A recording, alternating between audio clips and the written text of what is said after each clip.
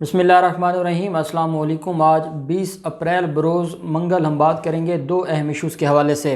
ایک نیا ڈرامہ رچایا گیا ہے مریم مولانا، نواز شریف اور حامد میر نے مل کر، اور وہ ہے ابصار عالم پر حملے کا ڈرامہ۔ اور یہ کیسے ڈرامہ نکلا ہے اور یہ حامد میر پارٹ 2 کیسے ہے، وہ ڈیٹیلز میں آپ کے ساتھ شیئر کروں گا، اور ہم ان کا پوسٹ مارٹم بھی کریں گے اور ان کو بے نقاب کریں گے کہ کیسے یہ ملکی اداروں پر الزام لگانے کے لیے تیار بیٹھے ہوتے ہیں، خود ڈرامے کرتے ہیں اور اس کے بعد ملکی اداروں پر یہ ڈرامے لگاتے ہیں۔ وہ ڈیٹیلز میں آپ کے ساتھ شیئر کروں گا، لیکن اس سے پہلے میں آپ کو دو کیسز کا احوال مختصر بتاتا چلوں۔ مراد علی شاہ کے خلاف ایک نااہلی کی درخواست تھی اور ہم اس کو بڑے لمبے عرصہ سے لے کر چل رہے ہیں۔ مراد علی شاہ کے خلاف پہلے تو سندھ حکومت اپنا جواب جمع نہیں کرواتی تھی، اور یہ درخواست فائل کی گئی تھی ایک عام شہری کی طرف سے، محمود اختر نقوی کی طرف سے یہ درخواست فائل کی گئی تھی مراد علی شاہ کے خلاف۔ اس میں یہ کہا گیا تھا کہ 2 مئی 2013 کو سپریم کورٹ آف پاکستان نے نااہل ڈکلیئر کیا تھا جو مراد علی شاہ کو، اور 2014 میں دوران نااہلی 2014 میں جام شوروں سے الیکشن لڑا انہوں نے، جو مراد علی شاہ نے جو الیکشن لڑا ہے وہ غیر قانونی ہے اور غیر آئینی ہے، اور انہوں نے چھپایا ہے الیکشن کمیشن سے اپنی نااہلی کو، اور جب وہ نااہل تھے تو وہ اس وقت الیکشن لڑ رہے تھے۔ اس پر جو سندھ حکومت کی طرف سے رد عمل سامنے آیا تھا، ان کا یہ کہنا تھا کہ سپریم کورٹ آف پاکستان نے ان کی نااہلی ختم کر دی تھی۔ یہ بات بھی میں آپ کو بتاتا چلوں کہ بعد میں سپریم کورٹ نے ان کی نااہلی ختم کر دی تھی، اور ساتھ ہی ان کی نااہلی جو ختم ہوئی تھی اس پر ریویو پٹیشن بھی سپریم کورٹ آف پاکستان میں پینڈنگ ہے، جو پچھلے دنوں میں سماعت کے لیے مقرر ہوئی تھی، لیکن کورونا کی وجہ سے وہ پھر اس کے اوپر سماعت نہیں ہو سکی تھی۔ لیکن محمود اختر نقوی کا یہ پوائنٹ نہیں ہے، اس کا پوائنٹ آپ کو سمجھنے کی ضرورت ہوگی۔ وہ یہ بات نہیں کرتا کہ اب تک سپریم کورٹ کے حکم سے وہ نااہل ہیں، نہیں، وہ یہ کہتا ہے کہ اس عرصہ میں جب وہ نیا الیکشن لڑ رہے تھے تب اس عرصہ میں وہ نااہل تھے، اور سپریم کورٹ کی طرف سے ان کی نااہلی تھی، اور بعد میں سپریم کورٹ نے فائنل ججمنٹ میں ان کو کلیئر کیا۔ تو جس وقت وہ الیکشن لڑ رہے تھے، جب وہ نااہل تھے، تو وہ الیکشن کیسے لڑ سکتے ہیں؟ اور یہ الیکشن لڑنے کے بعد وہ وزیر خزانہ بھی بنے تھے جب قائم علی شاہ وزیر اعلیٰ تھے۔ اب یہ معاملہ جو ہے وہ سندھ ہائی کورٹ میں تھا۔ سندھ ہائی کورٹ میں سندھ جو سرکار ہے، پہلے ایڈوکیٹ جنرل پنجاب آ گیا تھے ریپریزنٹ کرنے مراد علی شاہ کو۔ عدالت نے کہا تھا وہ بطور ان کے خلاف وزیر اعلیٰ کے پٹیشن نہیں ہے، وہ ان کی ذات کے اوپر ایک مسئلہ ہے یا وہ ایشو ہے، اور اس کی بنیاد پر یہ پٹیشن فائل کی گئی۔ تو آپ کیسے سرکاری سطح پر کیسے اس کو آ کے آپ ریپریزنٹ کریں گے؟ تو پھر مراد علی شاہ نے اپنا ایک پرائیویٹ وکیل بھی مقرر کیا تھا، اور ساتھ سندھ حکومت بھی اس میں انوالو تھی، اور ایڈوکیٹ جنرل بھی پیش ہو رہے تھے، الیکشن کمیشن بھی پیش ہوئے تھے۔ آج بالآخر جواب جمع کروا دیا گیا ہے حکومت کی طرف سے بھی، سندھ حکومت کی طرف سے بھی، اور الیکشن کمیشن کی طرف سے بھی، اور اب عدالت نے اس کیس کی جو فائنل بحث ہے اس کے لیے 25 مئی کی تاریخ مقرر کی ہے۔ 25 مئی کو مراد علی شاہ کی جو درخواست ہے نااہلی کی، ان کے خلاف درخواست، اس کے اوپر سماعت ہو جائے گی۔ دوسری طرف جو چینی مافیا اور سٹا مافیا کے خلاف کارروائیاں تھیں، اور 110 ارب روپے کا جو ایک سال میں پوری قوم کو نقصان پہنچایا گیا تھا چینی مافیا، سٹا مافیا مل مالکان کے ساتھ مل کر، اس پر میں نے آپ کو بتایا تھا کہ لاہور ایف آئی اے لاہور کے کہنے پر ایف آئی اے کراچی نے کارروائی کی تھی، اور وہاں سے 10 لوگوں کو گرفتار بھی کیا گیا تھا۔ اب ان لوگوں کے خلاف عبوری چلان بھی آج جمع کروا دیا گیا ہے جوڈیشل مجسٹریٹ جنوبی کراچی کی عدالت میں، اور اس انٹرم چلان میں یہ کہا گیا ہے کہ 110 ارب روپے کمائے ہیں سٹے بازوں نے مل مالکان کے ساتھ مل کے، اور ان کے 16 واٹس ایپ گروپ تھے، اور یہ جو ان کا لاہور میں جو تھا سارے کا سارا نیٹ ورک، اور کراچی، یہ مل کر یہ سارے کا سارا دھندا کر رہے تھے، اور اس وجہ سے انہوں نے یہ چینی کی قیمتوں میں بھی اضافہ کرتے تھے، چینی کی مصنوعی قلت بھی کرتے تھے، اور یہ سٹا مافیا بھی سارے کا سارا تھا۔ اور اس میں یہ کہا گیا کہ اس میں مل مالکان کا بھی ہاتھ تھا، اور مل مالکان باقاعدہ ان سے اپنی کمیشن لیتے تھے۔ تو اب چلان سبمٹ ہو گیا ہے، اور اب گواہ آئیں گے، اور یہ معاملہ اب اپنے منطقی انجام کی طرف جائے گا۔ تو یہ میں سمجھتا ہوں کہ ایف آئی اے کراچی نے بڑی جلد اور بڑے اچھے طریقے سے انویسٹیگیشن کمپلیٹ کر کے معاملہ عدالت میں پہنچا دیا ہے۔ اب ہم آ جاتے ہیں ابصار عالم کے حوالے سے۔ ابصار عالم پر حملہ ہوتا ہے مبینہ حملہ۔ اس مبینہ حملے میں یہ کہا جاتا ہے ابصار عالم کی طرف سے کہ میں F11 پارک میں واک کر رہا تھا، اور دوران واک مجھے ایک نوجوان تھا، 27 سے 28 سال اس کی عمر تھی، اور اس نے مجھے گولی ماری، جو گولی مجھے پیٹ میں لگی دائیں سائیڈ پہ۔ اب پیٹ میں جو گولی لگی اور وہ بھی دائیں سائڈ پہ، آپ خود ایک چیز جو ہے، کیونکہ ہم کرمنل لاء کو دیکھتے ہیں اور کرمنل لاء میں پھر ہمیں یہ بھی پڑھایا جاتا ہے اور ہم ڈیل بھی کرتے ہیں جو میڈیکل جورسپروڈنس ہے، اور ہم جب مرڈر کیسز ہیں یا ریپ کیسز ہیں یا جو ہرٹ کے کیسز ہیں اس میں پھر جب ہم ڈاکٹرز کے اوپر جرح کرتے ہیں تو پھر یہ ساری کی ساری ٹرمینالوجیز کا بھی ہمیں پتہ ہوتا ہے، اور ہمیں یہ بھی پتہ ہوتا ہے کہ کہاں گولی لگے تو اس سے کیا مراد ہے اور کیا وہ اقدام قتل میں آتی ہے یا نہیں آتی۔ اب جس پر ابصار عالم بتا رہے ہیں کہ ان کو پیٹ میں گولی لگی ہے دائیں سائڈ پہ، تو وہ اقدام قتل میں نہیں آتا، پہلی چیز تو۔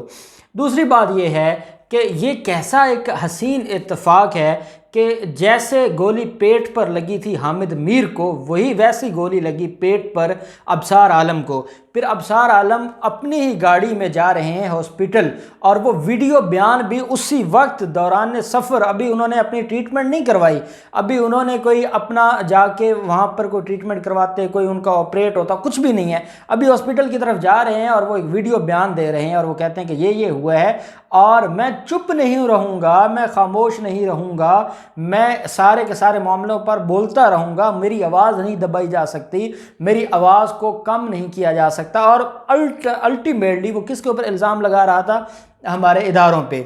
ادھر ابصار عالم کو گولی لگتی ہے اور ادھر دو ٹویٹ آتے ہیں اکٹھے، ایک نواز شریف کی طرف سے اور ایک مریم نواز کی طرف سے۔ آپ اندازہ لگائیں، نواز شریف نے یہ جب سے یہ معاملہ بنا ہے اور پولیس کے لوگ شہید ہو رہے ہیں اور ان سارے معاملات پر تو وہ اتنے ایکٹیو نہیں تھے، لیکن اس معاملے پر وہ بہت ایکٹیو تھے۔ انہوں نے فوراً ٹویٹ کیا اور اس کو مریم نواز ری ٹویٹ کر رہی ہیں اور وہ کہتے ہیں کہ یہ ایک بڑی آواز تھی سول سپرمیسی کی پاکستان میں اور اس کو نقصان پہنچایا گیا ہے، اور ان کی آواز دبانا چاہتے ہیں اور جمہوریت کو بڑا خطرہ ہے، اور یہ وہ طاقتور لوگ ہیں جو ہمیشہ آواز کو دبانے کی کوشش کرتے ہیں۔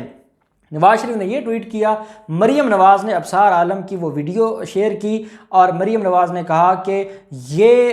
جو ہے وہ بڑا حملہ ہے جمہوریت پر، یہ آزادی صحافت پر حملہ ہے، یہ جو بولنے کی آزادی ہے،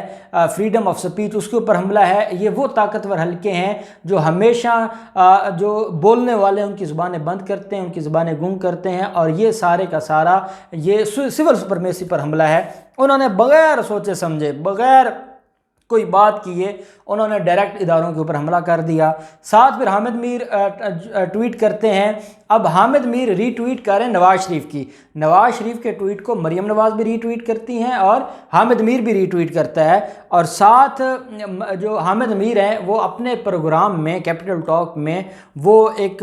سیگمنٹ کرتے ہیں ابصار عالم کا، اور وہ کہتے ہیں کہ اس طرح ابصار عالم کو گولی ماری گئی ہے، اور کیا یہ بھی کوئی نامعلوم قاتل ہوں گے یا یہ بھی کوئی نامعلوم حملہ آور ہوں گے اور یہ معاملہ نامعلوم میں ہی ختم ہو جائے گا۔ تو وہ بھی انڈائریکٹلی سارے کا سارا ملبہ ڈالنا چاہتے ہیں، اپنا بغض، اپنا اناد، اپنی دشمنی اور اپنا جو ایک غصہ ہے وہ نکالنا چاہتے تھے اداروں پہ۔ پہلے تو میں آپ کو یہ بتا دوں کہ اداروں کی طرف سے اگر تو یہ الزام لگا رہے ہیں فوج پہ، کیونکہ جب نواز شریف، مریم نواز، مولانا فضل الرحمان کے ترجمان کی طرف سے بھی، اسلم غوری کی طرف سے بھی بیان آ گیا ہے، مریم اورنگزیب نے بھی بیان دیا، اگر تو یہ معاملہ ہے اداروں کی طرف سے for the sake of arguments ہم مان لیتے ہیں مریم نے زندگی میں پہلی دفعہ سچ بول دیا یا حامد میر نے کو زندگی میں پہلی دفعہ سچ بولا یا نواز شریف نے، تو کیا اداروں کا جو شخص ہوگا، جو حملہ کرنے والا ہوگا، وہ اتنا نالائق ہوگا کہ وہ پیٹ میں گولی مار رہا ہے جس کی وجہ سے وہ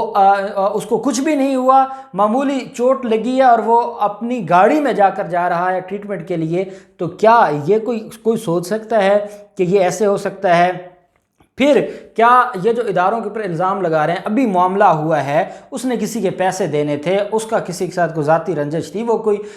کرائے کے گھر میں رہتا تھا، اس نے کرایہ نہیں دیا تھا، اس نے پڑوسیوں کے ساتھ کوئی بدتمیزی کی تھی، کوئی رشتہ داروں کے ساتھ اس نے کوئی کیا تھا، کوئی پلاٹ کا معاملہ تھا، کوئی لین دین کا معاملہ تھا، 100 انسان ہے، تو وہ کوئی فرشتے تو نہیں ہیں کہ ان کے ساتھ جو بھی اب حامد میر ہے اس کی اپنی ایک لائف ہے، اس کے جونیئرز اس سے ناراض ہو سکتے ہیں، اس کے جو اس کے ساتھ ایسوسیٹ ہیں وہ ناراض ہو سکتے ہیں، اس کا ادارہ اس سے ناراض ہو سکتا ہے، تو اگر کسی نے، کوئی ڈاکو ہو سکتا ہے، کوئی چور ہو سکتا ہے، کوئی بھی ہو سکتا ہے، اگر کسی نے بھی کوئی حملہ کیا ہے تو انہوں نے بغیر دیر کیے ادھر سے اس کا بیان ویڈیو بیان گاڑی کے اندر سے آ رہا ہے اور وہ بالکل فریش ہو کے بیان دے رہے ہیں اور کہتے ہیں میری جو آواز ہے وہ نہیں دبائی جا سکتی، اور ادھر مریم نواز، نواز شریف اور حامد امیر جو ہے وہ اس کے اوپر ایک کمپین شروع کر دیتے ہیں، اور پھر ٹویٹر پر ایک ٹرینڈ بھی شروع ہو جاتا ہے P M L N social media کی طرف سے، پھر مریم اورنگزیب آتی ہیں اور وہ آ کر اپنا گلا پھاڑتی ہیں، پھر اسلم غوری جمعیت علماء اسلام فے کی طرف سے آتا ہے۔ تو یہ جو انہوں نے پری پلان ڈرامہ کیا ہے، اور یہ میں اس کو لفظ دوں گا، یہ حامد میر پارٹ 2 ہے۔ حامد میر سے کوئی پوچھے کہ آپ کو جو گولی لگی تھی اور آپ الزام لگاتے تھے تو آپ کی وہ گولی کدھر ہے؟ آج تک آپ کسی عدالت میں گئے ہیں کہ آپ کے کیس کا کیا بنا ہے؟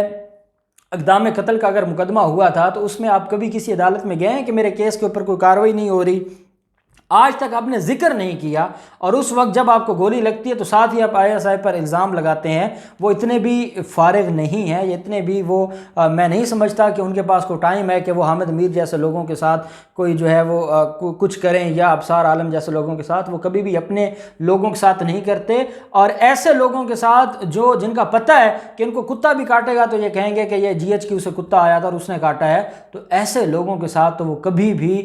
جو ہے وہ کوئی معاملہ نہیں کریں گے، اور ایسے لوگوں کو تو وہ گھاس ہی نہیں ڈالتے۔ اب یہ صرف اور صرف اپنی ایک امپورٹنس بنانے کے لیے اور ایک الزام لگانے کے لیے، یہ ان کو بڑی تکلیف ہے کہ ٹی ایل پی کے ساتھ معاملات کیوں حل ہوئے ہیں، ٹی ایل پی نے ملک کو کیوں نہیں تباہ کیا اور عمران خان کی حکومت کیوں نہیں گئی۔ ان کو بڑی تکلیف ہے کہ یہ افہام و تفہیم سے مذاکرات کیوں ہوئے ہیں، اس وجہ سے یہ اب غصے میں جل رہے ہیں، اور یہ انہوں نے ایک نیا ڈرامہ رچایا ہے، اور یہ آپ کو پتہ چل جائے گا کہ یہ کتنا بڑا ڈرامہ تھا۔ اور میں اداروں سے ضرور گزارش کروں گا کہ آپ کے پاس ساری انفارمیشنز ہوتی ہیں، اس ڈرامے کو بے نقاب کریں خدا کے لیے، تاکہ یہ جو آپ کے اوپر الزام لگائے جاتے ہیں، پوری قوم آپ کا دفاع کرتی ہے، اگر آپ نے خود کچھ نہ کیا تو پھر معاملہ ایسے ہی چلتا رہے گا۔ اللہ پاک پاکستان کا حامی و ناصر ہو۔ بہت شکریہ، اللہ حافظ، پاکستان زندہ باد۔